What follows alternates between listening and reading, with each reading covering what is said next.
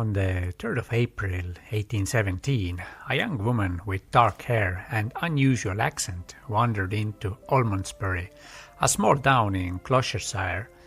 She was lost, hungry, and spoke language that no one recognized. The villagers, baffled by her presence, took her to the home of Samuel Worrell, a local magistrate. His wife, Elizabeth Worrell, was immediately intrigued. The young woman seemed dignified, elegant, and completely out of place in rural England. With the help of a Portuguese sailor who claimed to understand her language, the woman revealed her identity. She was Princess Caraboo, a noblewoman from the island of Yavazu, kidnapped by pirates and miraculously escaped. The Worrells and their aristocratic friends believed every word. News of Princess Caraboo spread quickly. She was treated like royalty, invited to dine with upper class, and even had her mysterious language and customs analyzed by scholars. She prayed in an unfamiliar way, performed strange dances, and even drew maps of her homeland.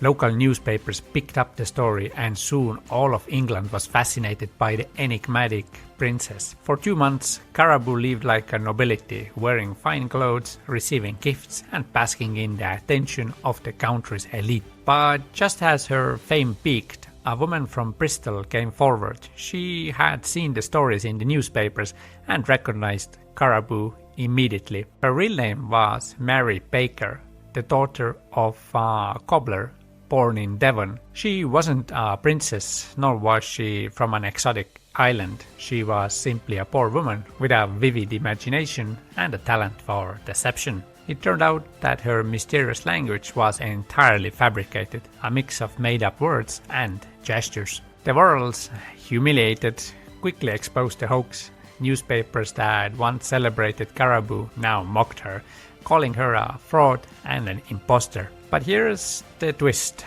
Despite the scandal, people admired her boldness. She had fooled some of the most educated and powerful people in England, and they almost wanted to believe her story. After her exposure, Mary Baker briefly toured as Princess Caraboo, capitalizing on her infamy. She even traveled to the United States, where she performed in public exhibitions. However, her fame gradually faded and she eventually returned to England. She spent the rest of her life in relative obscurity, working as a seamstress and selling leeches to hospitals. Princess Caraboo passed away in 1864, leaving behind one of the most bizarre and fascinating hoaxes in the British history.